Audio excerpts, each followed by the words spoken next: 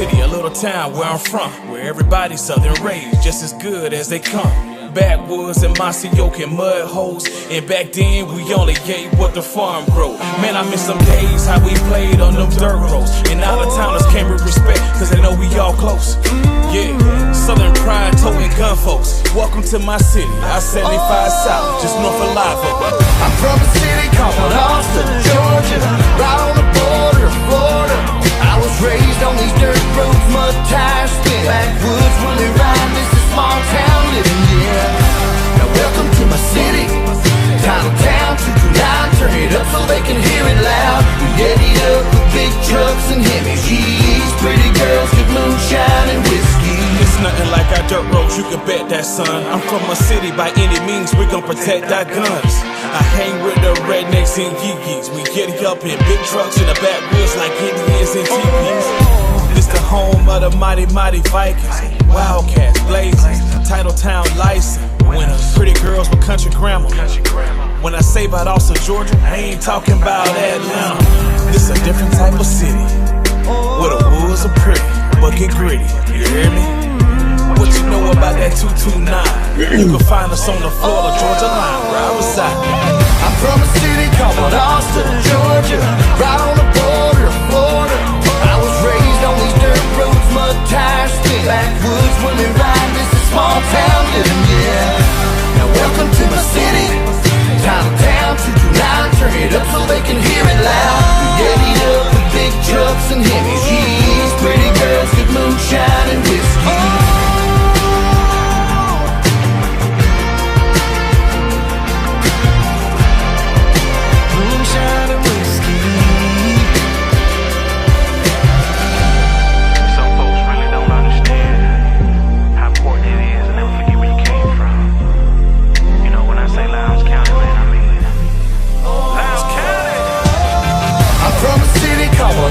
Georgia, right on the border of Florida. I was raised on these dirt roads, mud tires, spin backwoods when they ride. This is small town living, yeah. Now welcome to my city, title town, 229, turn it up so they can hear it loud.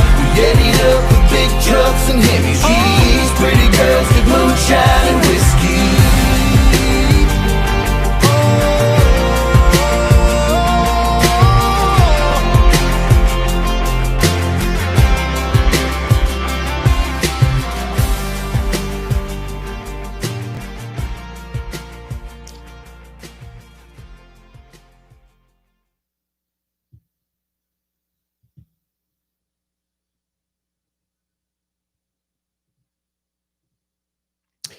What's up, Titletown? It's Thursday night, and it's time to awaken the nation. Welcome back to the Viking Nation Live. Thank you so much for joining us for the show tonight. We got a good one for you, I think. So don't forget to like and share it on your social media pages. By the way, if you're watching tonight but haven't followed the Viking Nation on Facebook, do that right now. Why wait? Why haven't you followed it?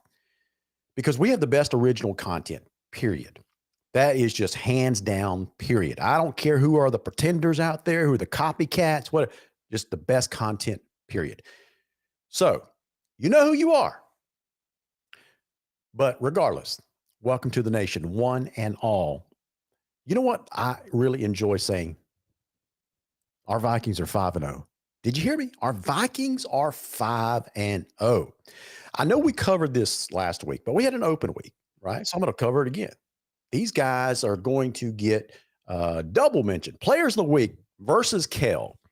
Offensive player of the week, Mason Woods and Gavin Yates lines.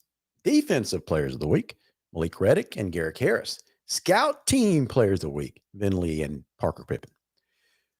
So guys, listen, the second season begins tomorrow night.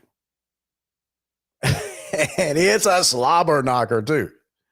Before we get into that talk, because there is a lot to talk about, right? There's a lot to talk about.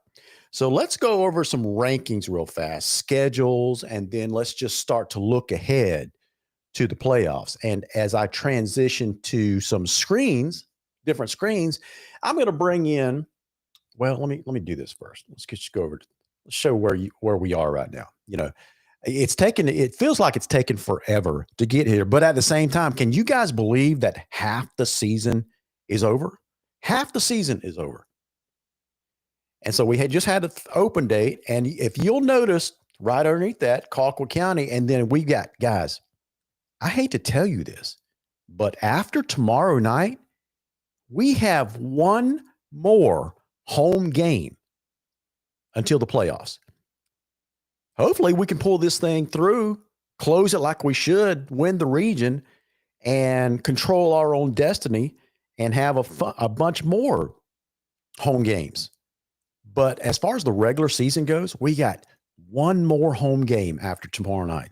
So if you have not been out to see these Vikings play, this exciting brand of football that Lowndes football brings each and every week, you guys need to get out there, because if before you know it, in the blink of an eye, it is going to be gone, right?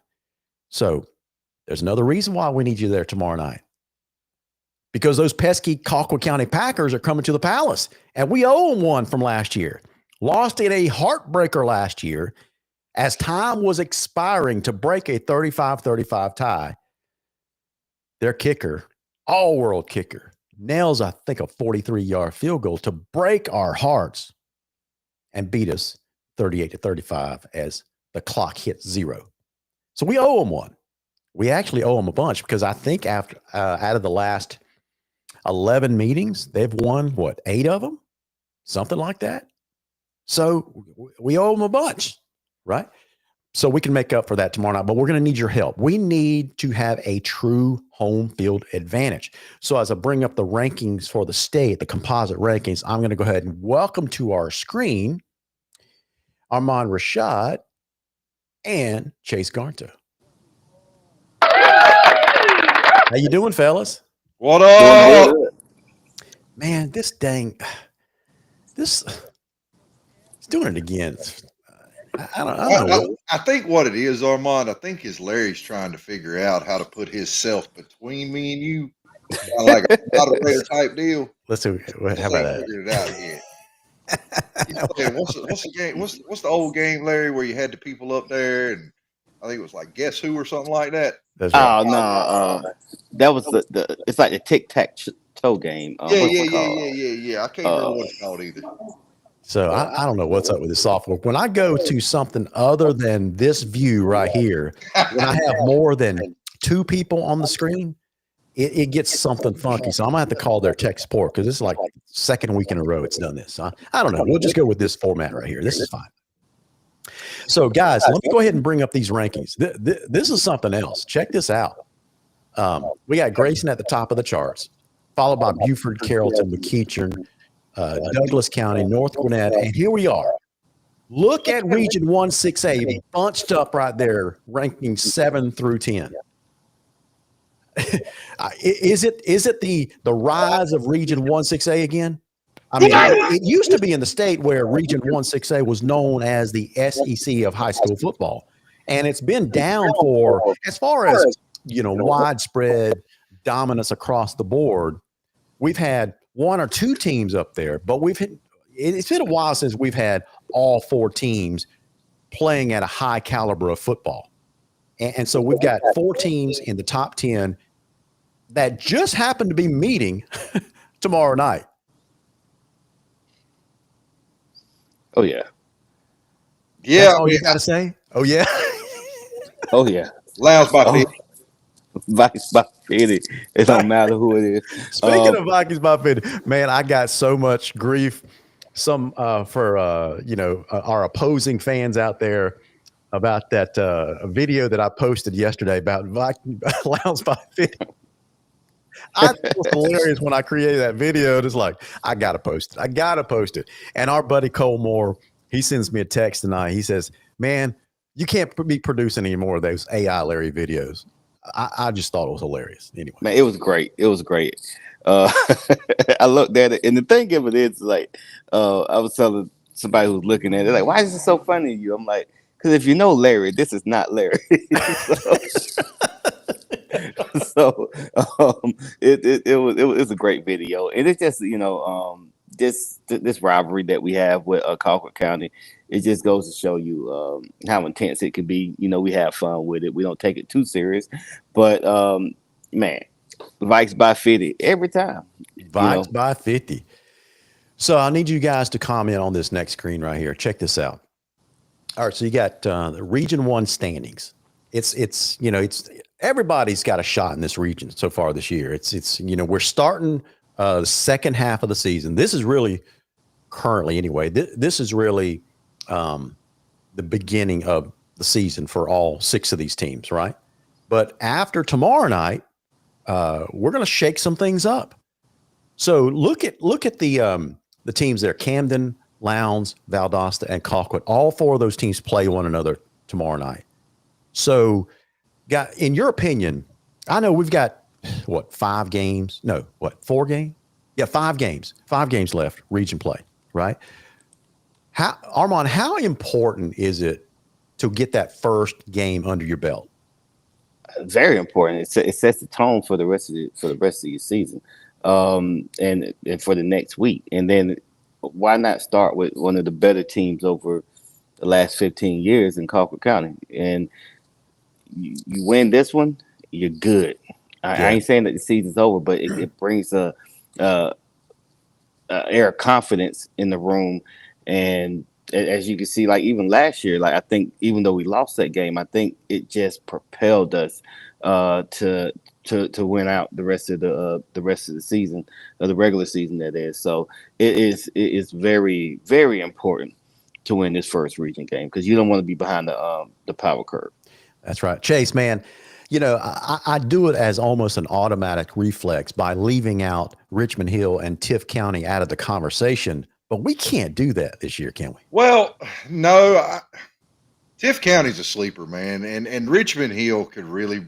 I've heard you say that about Tift County. Why do you think they're a sleeper? Because everybody's overlooking them, but they can play. Yeah. And on any given Friday night, I really think they, minus an injury like they had against, I believe, Hoko. Yeah. Which, I mean, watching a young man get carted off the field or whatever, that can be a scary situation and that can rattle a team. Yeah.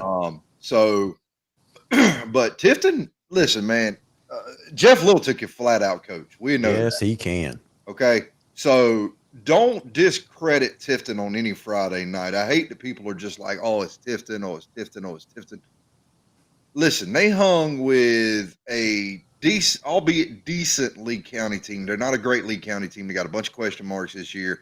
But albeit Dean Fabrizio is a daggum good coach too. He can coach as well. But they hung with a Lee County team. Yeah. So don't sleep on Jeff Littleton in that bunch. Richmond Hill, they got some size. And they can make a lot of noise, man. I mean, they're 4-1. Their only losses to, I don't even know who that is, but or even how to say that. I ain't even gonna try to pretend like I can say that. Buckholz, Florida. You have to take my word for it. Yeah, where are they from? Buckholz, Florida. Listen, I travel. Gainesville. They're from Gainesville. Gainesville. Yeah. One of the little small towns outside of Gainesville. I'm sorry, man. I'm being a smart aleck tonight. I'm feeling frisky tonight, guys. Anyways, Richmond Hill, 4-1, only lost to a team out of Florida. Yeah, I mean that's not a bad thing. I mean they got a good team, but this is the one right about middle of the screen that says defeated Monroe and defeated Rikerts. Yeah. Listen, Monroe is Monroe, man. They're not really that great. And neither is Rikerts for that matter. But if you didn't get a chance, you really should have watched the Colquitt County game. Man, that was a good game. Because I promise you, and I said this to a Colquitt County Packer fan earlier. Please overlook us. Please look past us, and please play that first half Friday night like y'all did against Rikerts, because I can promise you by halftime it'll be 50-0. Okay. Yeah. I can promise you it'll be 50-0. And just to echo the sentiment, it's like I know they played but 2 games in a week. And so this would be the 3rd game in a span of 14 days. So I don't know. Maybe they retired. I don't know. But that's a team that they should have mopped the floor with. Yeah, They should have mopped the floor with. And here's the thing: for them to be as quote unquote dominant and being the top pick out of this area as far as the highest classification, Yeah. I just LG, I didn't see it, man. Their quarterback's undersized. He lost the ball. He throws the ball into trouble constantly. Their running back, their all-world running back, Jay Lamar. They had to scheme ways to get him outside and to get him, involved because he wasn't playing. Now that other little running back, I can't remember his name. You have to help me out with that. Now he was impressive. He was a spark, but they would never leave him in long enough. Like he would come in, make this great, phenomenal play, and then be right back out. Was that number 7, Jamari Stokes? Was that him 7? No, it was 31, Jason 31. Stevenson. Yeah, 31. Okay. Now he is fast, man. He is quick, and I don't know, man. It just looked like to me, It's a two-headed monster, that's for sure. Yeah, it's a two-headed monster, but it took them a while to figure out how to attack Reichert's. You can't sit back on your heels and try to figure out how to attack Lowndes. That's right. Because while you trying to figure that out, Jason Company over there just hanging 50 on you right like that. That's right. That's right. All right, so we'll get back into the Colquitt talk tonight, but I wanted to make sure I covered this, guys, and that's we're keeping an eye on Region 8 because, as we've said before, Region 1 and Region 8 face off in the playoffs, and guys, they've already started their region play. UC Buford's at the top of the heap. Collins Hill, Mill Creek, and DeCoula hasn't played yet, but they'll play Discovery tomorrow night. So keep an eye on Region 8, guys. We expect Buford at the top. We expect Collins Hill, Mill Creek, and maybe a Central Gwinnett. I'm betting on Central Gwinnett to be in that number 4 spot. I think it'll be between DeCoula and Central Gwinnett. Now, we have a little bit of history with Central Gwinnett, having played them earlier this year. So it'd be kind of cool to see them make the playoffs. So wouldn't it be cool to have them as the number 4, Lowndes as number 1, and Central Gwinnett has to come back to Martin Stadium in round 1 of the playoffs? That would be a cool matchup again. Yeah, it would, but they also got blanked by Collins Hill. Yeah, they did. It was 30-0, and that doesn't spark. I mean, but then again, you got Discovery losing 71. So it seems like this region is really top heavy. It looks like Collins Hill and Buford is by far is probably head and shoulders above everybody. Yeah. Mill Creek. It just seems like, you got Buford and almost everybody else, and you throw Collins Hill in there because they did have a pretty decent schedule to start the season. I just think that playing Collins Hill again a second time, it's always harder to beat a team a second time. That's right. So it'd be cool. I mean, and if that's the case, I would tell all the Viking Nation show up because it's never a guarantee. So absolutely. So let's get into that, guys. Chase, can the Lowndes Hydra offense, that's what I'm calling it officially now. Just book it. That's what we're calling it. Can the Lowndes Hydra offense outrun Colquitt's Black Hat defense? Us three, we basically had a Colquitt Rickards watch party last Friday night. We three watched that game for the most part. So what you saw with Colquitt's defense, can they slow down Lowndes' Hydra offense? No. You don't think so? They might contain it here and there at times, but listen, how do I put this? I'm going to tell you like this. If you stop Mason, then you got to worry about Air Lowndes. If you try to stop Air Lowndes, Mason Woods will run all over you like you stole something, because that boy is quick and he can get out of the backfield. He can squeeze in a crease. I don't see – listen, here's the thing. With our wide receiving core the way it is and our offensive line, when they get off the ball, And I want to challenge that offensive line tomorrow. Okay. Because Colquitt County fans and Packer Nation is talking all kind of garbage about how they think to wreck your quarterback. Ooh, man. They really trying to come after you, after our boy.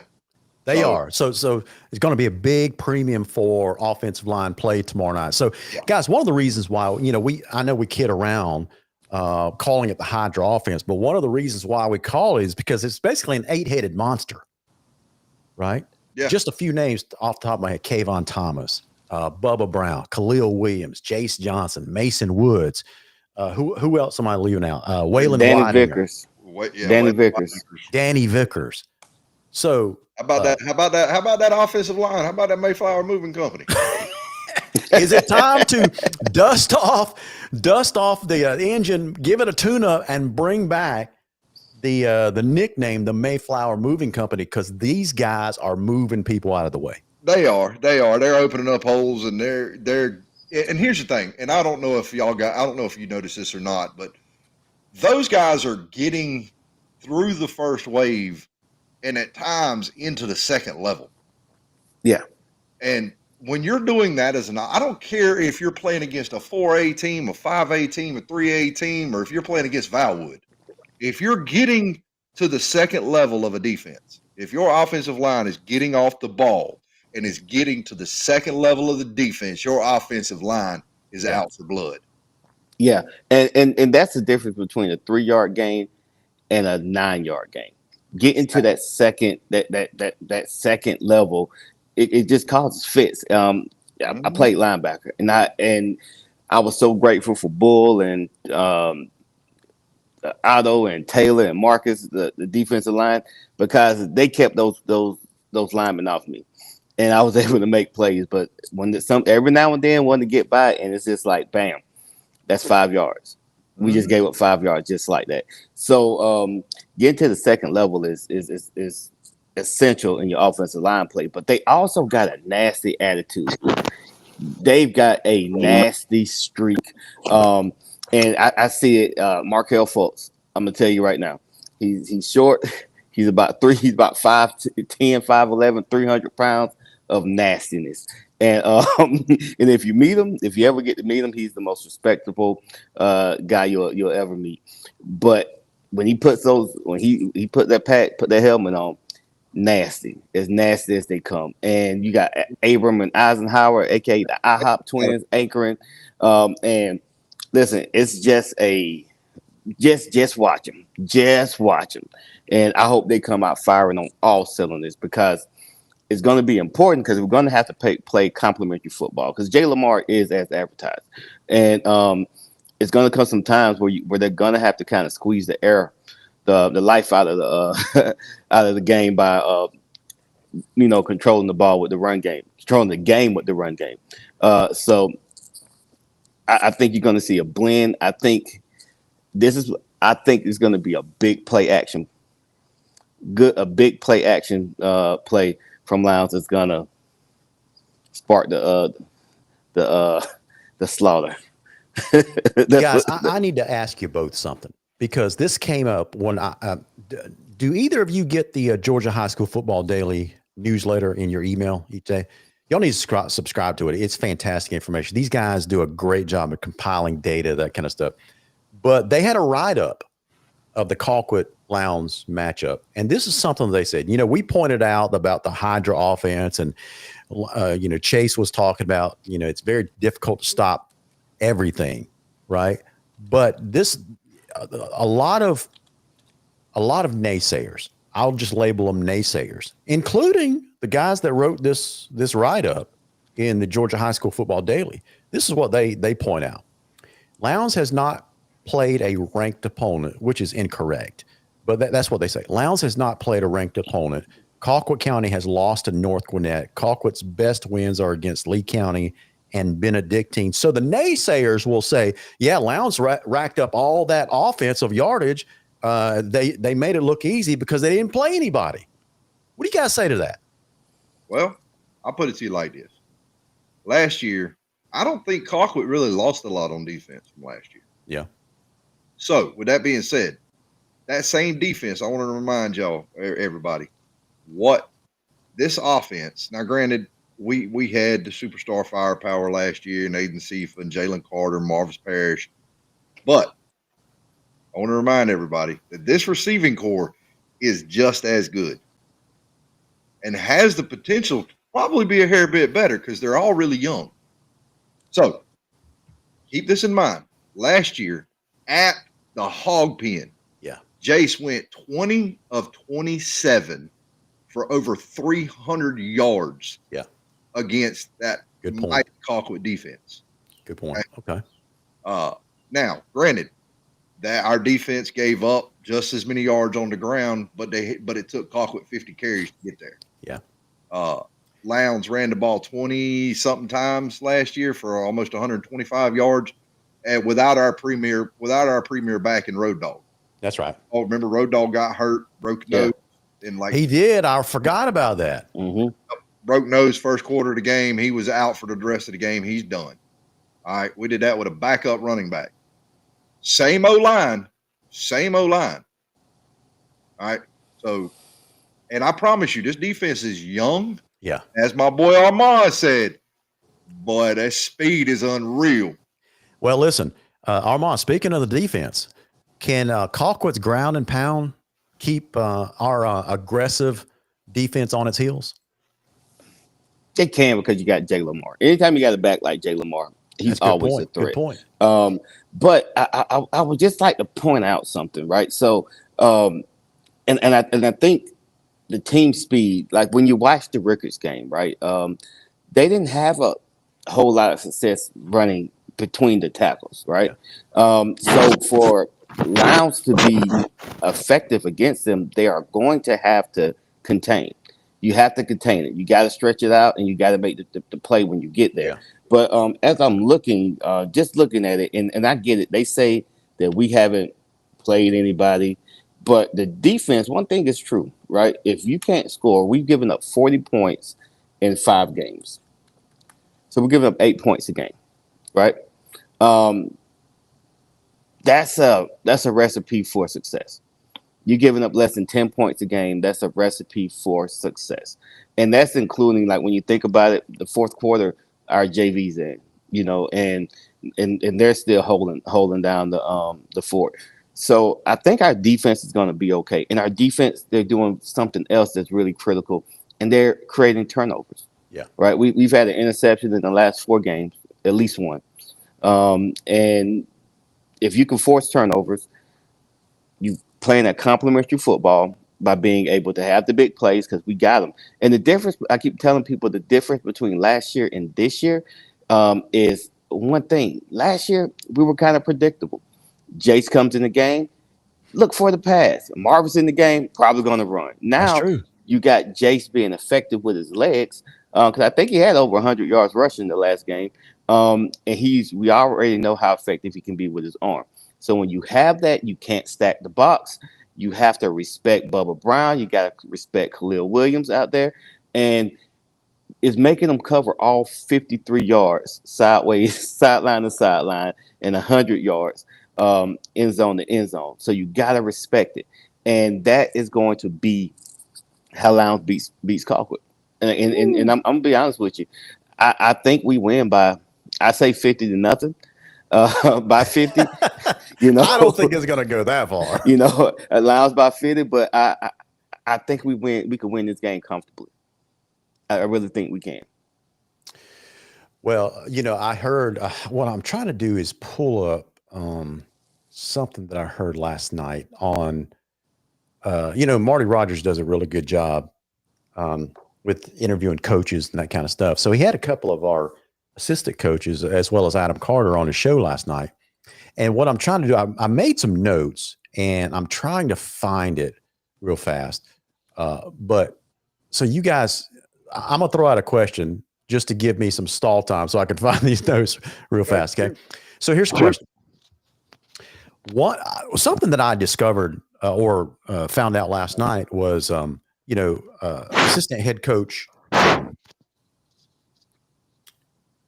what's his Coach Carlton? I can't remember his last name or his first name, But Coach Carlton, I did not know that he is responsible for basically hyping up the guys. He's the emotional coach, right?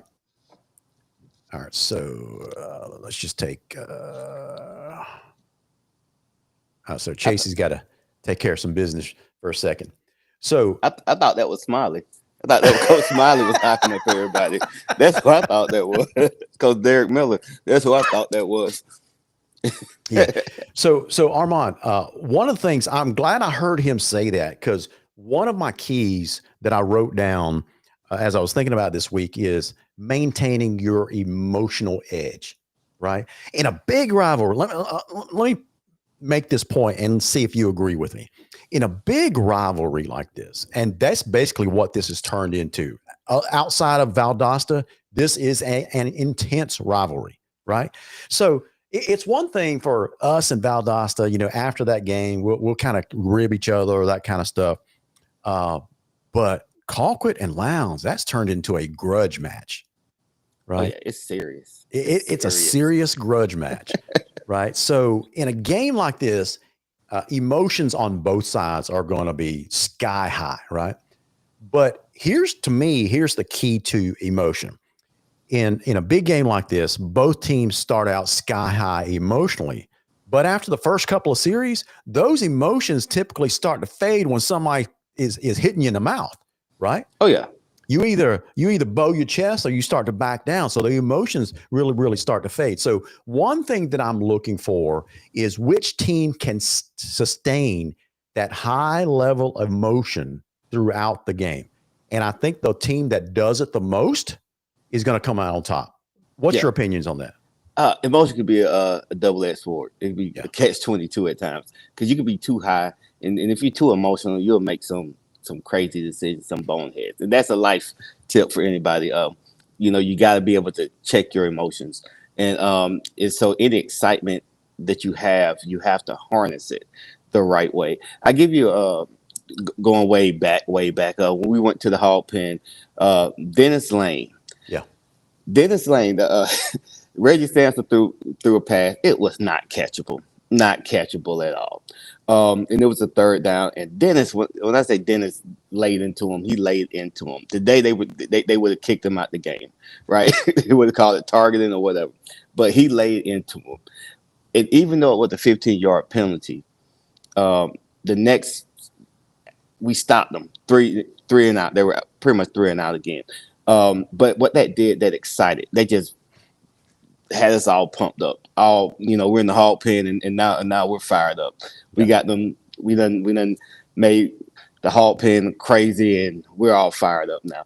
But it's gonna take a big play, big licks, and you just got to keep bringing that intensity, because it's going to be intense, and you can't slack up for one moment. You got to make sure you keep it one play at a time. One play at a time. Give it all you got that play, and then just do it over and over and over and over. And if the team that's able to do that, they're gonna win. That's right. So you're right. Emotion is a double-edged sword. It really is.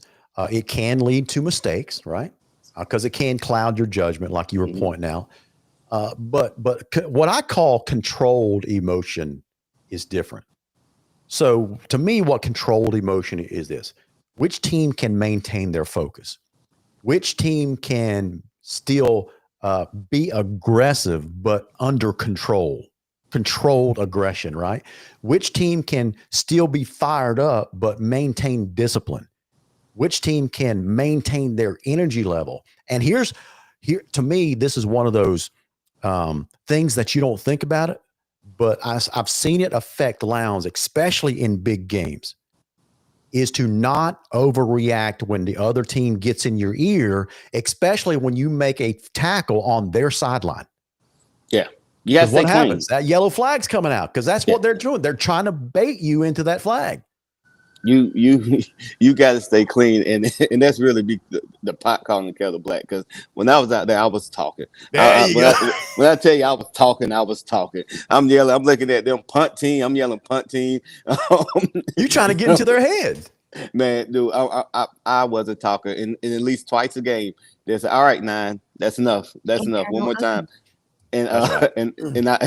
then that's when I would stop. But yeah, you got to be there. But like I said, you gotta control it, because like, for instance, like Jace. Jace is a fiery player. I know he plays quarterback, but he is a fiery player. Right. And he ain't taking nothing from nobody. But he has to realize that has a target on his back. He's the number 2 rated quarterback in the nation, already at Texas A&M commit, and somebody's trying to make an example, trying to earn their scholarship off of him. So what he has to do is really just harness it, get back, and say, hey, you know what? This is what we're gonna do. We're finna line back up, and we're finna go hit him in the mouth again. That's right. Chase, Right. man, we've been talking about the importance of maintaining emotion. Now, if you've ever played or if you've ever coached, you know that emotions are going to fluctuate. They're going to be sky high at one moment, and 5 minutes later, they're going to start waning. Now, Chase, I want you to address something that Jody Hewitt made a point. I'm going to put this on the screen. I think it was so good. He said, we need the stands full, both sides of the stadium. And what I want to ask you is this, you've probably seen it. You've probably seen it where emotions can be maintained on a team because they get it from the crowd, right? Yeah. Oh, So to me, a crowd can either be proactive or reactive. What I've seen our crowd do for the most part of this year has been reactive. They get loud if there's a big play on the field. But a proactive crowd maintains their energy level to feed the team so the team makes big plays. Does that make sense? Yeah. And so we need the crowd to be more proactive tomorrow night. Yeah, absolutely. Can y'all hear me okay? Yeah. Yes, sir. Loud and clear. All right. So I will say this. Be extremely loud when Colquitt has the ball. It is hard for opposing coaches. It is hard for opposing teams. It could wreak havoc on the quarterback to center exchange as far as snap counts, being able to hear it and being able to adjust on the fly. It can create tons of problems. Yeah. That's how we got in Grayson's head a few years ago too. That's exactly right. Yeah. Okay? So now, as far as keeping passion and emotion and all that, I agree 100,000%. But I will say this about the passion and the emotion. All right. Lowndes as a whole is an emotional team. They are. They play with a lot of emotion, a lot of passion, a lot of fire. And I like that. But y'all have shown the Lowndes fan base what you're all about. Okay. Y'all have shown the Lowndes fan base what you got right here. That's right. Okay. Now you've got the region coming into your house, the region leader over the last few years coming to your house. All right. They done talked all that smack. They done talked all the talking's done tomorrow night. That's right. The talking is done. Lowndes, the Lowndes Vikings football team put this on display tomorrow night. That's right. Put this on display because we know what you're about. We know what you're about to do. That's right. So now go show them. All you Viking Nation fans watching this and the ones that are going to be watching this a little bit later before the game tomorrow night, listen, you guys are the hardcore fans watching a high school football show on a Thursday night. I include you as hardcore fans. So for tomorrow night and the Valdosta game next week against Tift County, I'm appointing you guys honorary section camp captains tomorrow night. So if you notice your section around you starts to lose some energy and starts to wane, it is your job to fire up your section. Don't worry about the section across the way. Worry about your section. And if we got everybody, Armand, you know what this is?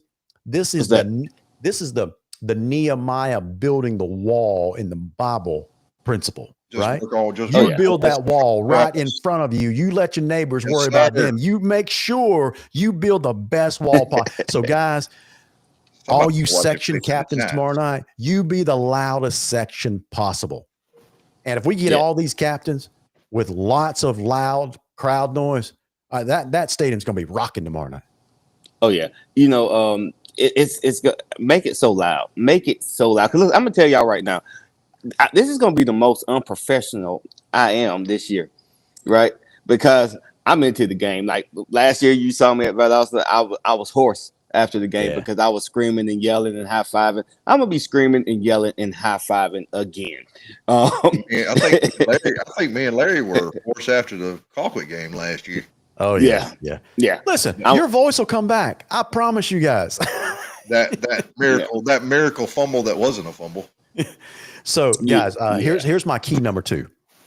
First down plays, really for both teams. But let's talk about Lowndes' defense first, Armand. First down plays.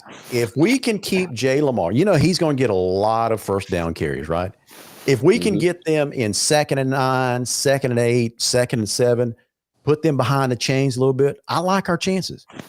But if we let them gash 5, 6, 7 yards on first down, man, it might be a long night. Oh yeah, like you got to keep them behind the sticks. Keep them behind the sticks. Make them play a game they don't want to play. That's the thing I always tell people. Football is the main objective is to bully your opponent. Absolutely. Meaning that you have to make them do stuff that they don't want to do, right? And at the end of the day, the biggest bullies, they win. And so, but that starts in the trenches. And when you can dominate the lines of scrimmage, and when you can also keep them behind the sticks, it changes the game plan, right? Because everybody has a script. Those first two series are scripted. Right, they are scripted, and if you are, hey, first play we're gonna get this, we should be 2nd and 5. But if it's 2nd and 8, well, guess what? That changes some things. So if you can keep them 2nd and 8, 2nd and long, and then you keep them at 3rd and 5, or 3rd and 7, it changes some things. It does, and that's what Lowndes has to do. And Lowndes also has to stay beyond the sticks, right? They have to stay on schedule as well. So it's gonna be a battle of the wills, and I just got a feeling these Vikes gonna come out on top. Listen, every play sheet, I don't care what level you're at, every play sheet you've got situations on there. You've got 2nd and long, 3rd and long, first and 10, 1st and 15. You've got your way behind the stick plays. So Colquitt's got that on their play sheet just like Lowndes does. I think Coach Reese and his staff do a great job. I really look for them, the Lowndes defense, to get hungry, to get aggressive, and get after Jay Lamar. My focus, and I'll be honest with you, if I'm the coaching staff trying to develop a game plan as far as the defensive side of the ball tomorrow night, my focus is just trying to contain and limit Jay Lamar's impact. Put the ball in that quarterback's hands. Make him beat you. Because I'll be honest with you guys. And LG, I'm crazy critical of quarterbacks. Really am. That kid cannot beat this Lowndes defense. I'm sorry. I watched his eyes. I watched his feet. When we were watching Colquitt County play the other night, he does not have it. If you take Jay Lamar out, as far as make him irrelevant in the game and force that kid to pass the ball, man, it's going to be. What's the name that had 2 picks last week? Ant Brown. I'm not ready to go that far and saying something like that, but it is true that it just looks like their offense that we've seen this year needs to be a very balanced attack. They need their running game to get going to open up their passing attack. Now, their running game's a pretty potent. Good. Guys, what we saw last week, we talking about Jay Lamar, but they've got another outstanding running back as well. Lamar in particular, it just seems like his strength is when you have him bottled up, he has the enough athleticism to bounce it to the outside.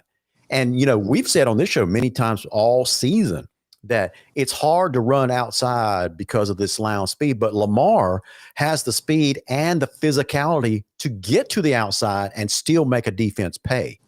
Yeah. So how do you bottle him up, Armand?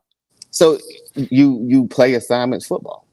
It's real simple. You as your defensive ends or your outside linebackers, whoever your contained man is, regardless of the side of the field, has to stay in their lane, right? And you have to contain, because if you break contain, you leave, because Lowndes tends to play a lot of man defense, right? So they're not sitting back in the zone. But this might be the week that they can play, because I don't think there's much of a threat when it comes down to their to Colquitt's passing game, right? It's decent, but it's not. It's not a threat. Not saying it's something you don't have to worry about, but it's not as potent as it has been in the past when you think about those rush pros offenses. So you have to be able to just really just contain, stay in your lane. If everybody just does their job, it'll be easy. It'll be easy. And let me say this about Jay Lamar. Jay Lamar might be the fastest kid on the field whenever he's on it. He might be the most explosive player on the field whenever he's on it. He's just that good. He is not huge. He's 5'11", 185. What's that telling me? Hit him every single play. You have to. Every single play. Bring the wood. Every single play. So, guys, whether he got the ball or not, hit him every single play.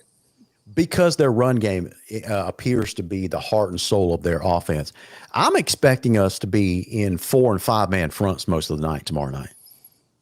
I think this is when you're going to see the exotic stuff that Carter and his staff can really do with that 3-3 stack. I think you're going to see a lot of shiftage. I think you're going to see a lot of players showing blitz, backing out, coming from different pressure points. Yeah. I really feel bad for that quarterback and that coaching staff coming into the Concrete Palace with Carter and his staff tomorrow night, because I really, really think he's going to dial it up. I mean, if it was me, I'm sending the house first play, just hit everything in the backfield. That's right. Yeah. But you got to, like he said, you got to play assignment football, because assignment football will drive an offense coordinator nuts, because all he's wanting to do is find that one or two kids who want to be out of assignment, who want to make a big play, and that's the kid you're going to pick on. Yeah. Just stay and play your assignments. Just do what you're supposed to do. It's just like the John Bland, Mr. Bland. I'm not going to destroy your first name, but Mr. Bland, he said, B gap sound and force them back inside.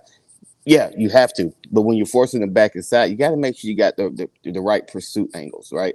If you're taking the right angles, you could nullify speed. And so the best way I could say this, right, is if Lowndes still has that mentality where you're getting 11 hats around the ball, you got 11 silver or crimson hats, whatever color we're going to wear, all right? You get them around the ball, good things are going to happen. Get to the ball, good things will happen. So, Armand, Matt Garris, the Lowndes defense coordinator, was on Marty Rogers' show last night, and Marty asked him about what was the key to stopping the Colquitt offense, and specifically Jay Lamar. And this would apply to their other running back as well. And he used the word leverage, right? So basically what he's talking about is very similar to what you're talking about. It's when you hear the word leverage on defense, you're talking about basically two components. You're talking about setting the edge, and that's your containment. And then the linebackers have to maintain proper angles, because if they do not, and they start to break down in that part of the game plan, then with that 3-3 stack, if you don't maintain proper angles, you basically seal off a linebacker, and now you've got the wide, big old chasm to drive a truck through, right? So that's what he was talking about. So the key tomorrow night is using that defense to leverage and making sure that you maintain, basically bottle up Lamar. Yeah. And look, I would tell you, there was a kid Matter of fact, but I also had two of them. Fred Stewart, if y'all know who I'm talking about, Fred Stewart, probably fast as lightning. And if you didn't have the angle on him, kiss the baby good night. Just get ready to line up, try to block the extra point. And and same thing. We've had him ourselves, just like with Chase. Chase is pretty fast. Jalen Carter fast. Greg Reed fast. If you don't got an angle on those on kids like those, you can kiss the baby, cancel Christmas, because they're meet them in the end zone because they're going to be celebrating. And Lowndes has to do that. And at times this year, you've seen Lowndes kind of overplay and get beat outside and give up big play, and that's going to happen from time to time. But yet that can't be the norm. No. And it can't happen in critical moments either. So discipline, stay disciplined, play your assignment, control your gap, and everything will be all right. I will say this, and I got this from a pretty reliable source about Calhoun over there at Colquitt. Okay, he is very systematic, and what I mean by that is when he's attacking a defense, he calls plays to see what you're going to do. Sure. All right, and the reason he does that is because 8 plays later, he's got something dialed up. He's just setting you up. And I mean, now Christopher Reese does the same thing with our offense. He really does. Like, he baits them in, sets them up, and takes them out back. I mean, so sometimes that could be something as simple as using motion to run a specific play, and then 10 plays later using that same motion to set up a different play. That's what Calhoun does. What's the old adage go, Armand? Trust your eyes and trust your instincts. Yeah. That's what Lowndes has to do tomorrow. Trust your eyes, trust your instincts. Like just taught you. Like I lied to you not. Valasa used to do that. They would run this trap play, right? They run it to the right, they run it to the left, they run it to the right. They'll run this play about 10 times. The 11th time they go to run it, they pull it, and it's a touchdown because they got good play action. But it looked the same. Yeah. Like you couldn't tell. And so you're like, nah, there ain't no way they're getting ready to pass this. Boom, next thing you know, tight end down the seam, wide open. Right. And you'll see this. If you remember, everybody remember Randy Mack, they run the same plays, the same 3 plays over. Then next thing you know, boop, dub belt, touchdown, right, to our only receiver that's on the team, right? That seemed like anyway. So you have to I call them temperature, checking your temperature, checking the temperature, right? Yeah. And once it gets hot enough, you go ahead and you pull it out, and this is exactly what Chase is talking about. I'll tell you now. I will say this. If I was the coaching staff tomorrow night, first play on offense, I'm pulling a page out of Nick Hyder's playbook. I'm lining up 5 wide, no running backs, baby. We fit to air it out. If you got the corners to really cover. That reminds me when Randy McPherson was still here. For these big games, like in particular Valdosta and Colquitt. I know where this is going. It just seemed like he did it so often that you came to expect it. First play of the game, he would try to roll out a trick play. The double pass. A double pass or, something like that. And a lot of times it would work because it was so out of characteristic. Yeah.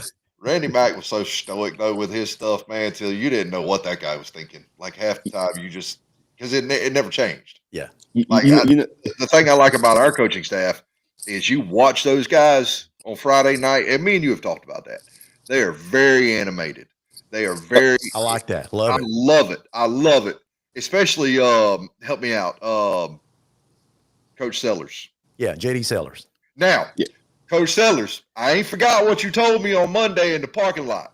Uh-oh. When we beat Colquitt tomorrow night, I'm going to expect that backflip. We got to catch that on camera. Yeah. He told me, he said, we beat Colquitt Friday night. He doing a Listen, backflip on the field. I'm gonna make a commitment to you guys. We beat Colquitt tomorrow night. I'm gonna redo the video with that same music, and I'm gonna do the dance. Oh man.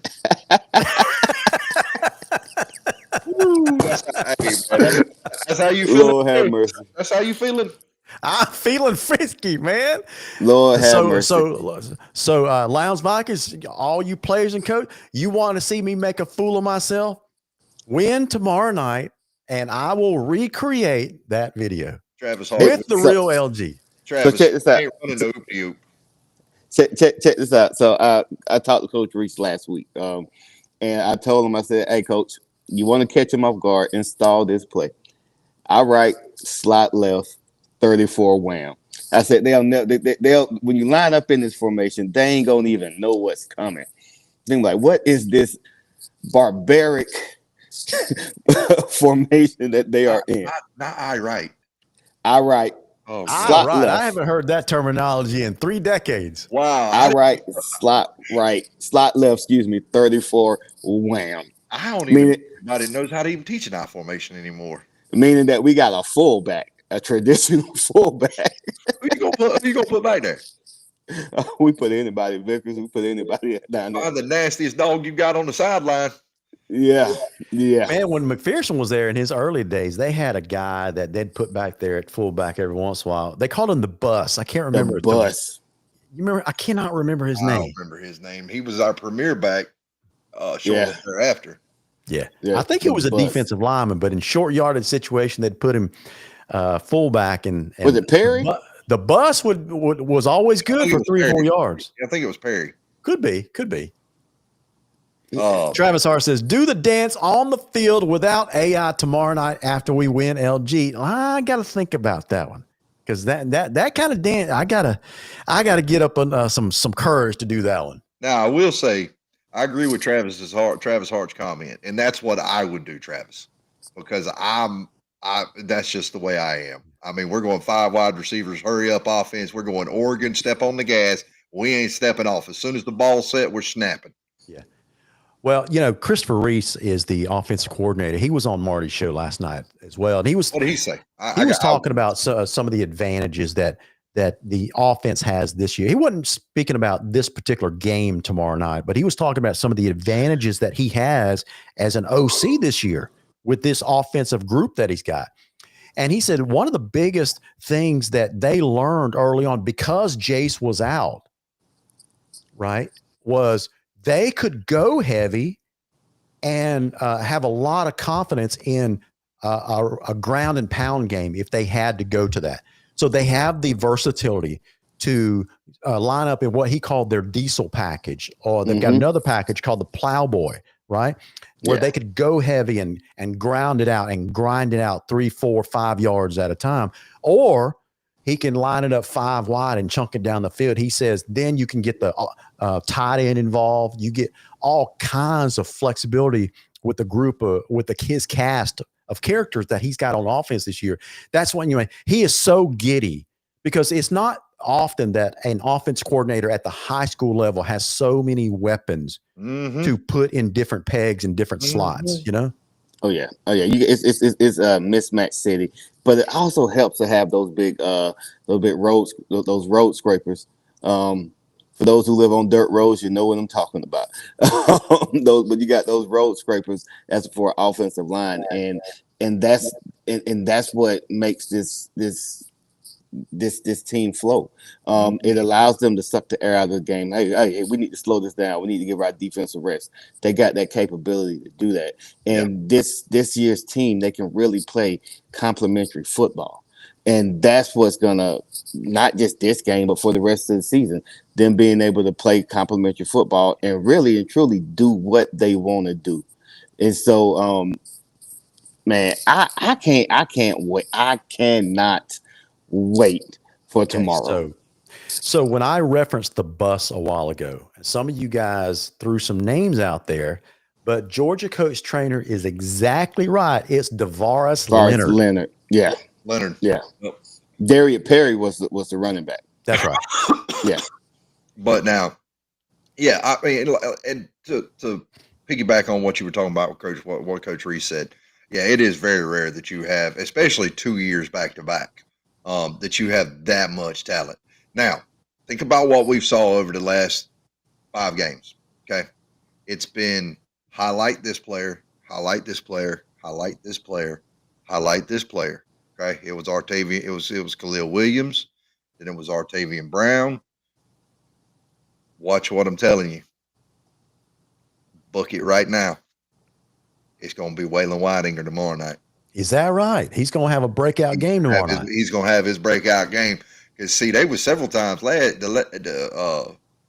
the Kell game. He was running wide open down the middle of the field. Yeah. They wasn't a safety, a linebacker, nobody near him. Listen, well, that one, except for the interception, but that kid made an outstanding play. Dude, he came from 10 yards away. Yeah. That dude on that ball, like, I mean, dude, I was like, because when Jace threw that ball, I was looking at him going, hey, wait, what? And then I saw the kid break whenever he released it. I'm like, oh, no, he ain't going to get there. Man, if he didn't. Yeah. Well, I hear you guys. Any parting words of wisdom before we call it a night? Not parting words of wisdom. The only wisdom is just get there early, be loud from start to finish. But I also just want to ask Viking Nation, and I'm pretty sure you're okay with this, both of you. Prayers for Tate Snellgrove. Yeah. Tate went to Lowndes for a little while, and now he's at Valwood. He had a horrific injury, but prayers for him and his family. Surgery was a success. So just keep him and his family lifted in your prayers, and be there early, be loud all the time, and don't like you said, Larry, your voice will come back in a couple of days. That's exactly right, man. I'm gonna resound that. Tate Snellgrove's mama or grandmother reached out to me and asked me to personally thank the Viking Nation fans, thank the coaches for all the thoughts, prayers, the ones who's reached out, the coaches who have reached out, the coaches who have called and to check in on him. It means the world to that family. It meant the world to Tate. That so many people poured out. Because that kid is probably one of the most humble kids you'll probably ever meet. Yeah. Just a outstanding young man from an outstanding family, who's been just bitten by the injury bug now 2 years in a row. But like Armand said, surgery was a success. They're expecting a full recovery. So, but they just wanted me to relay to the Viking Nation fans, coaches, everybody, how much they really love and appreciated all the outpouring. Yeah, that kid's been through something. A lot of stuff. Yeah, for sure. Yeah. So, guys, I want to leave you with. Hold on a second. I got to do this. So hold on a second. Okay, there we go. I'm gonna see if I can do this. Let's see. Screen share. And it was Hollywood Squares. That's the name of the game. Somebody put it in the chat. Yeah, Hollywood Squares. Oh, this is ILG coming into the Concrete Palace tomorrow night. This is me coming into the Concrete Palace tomorrow night.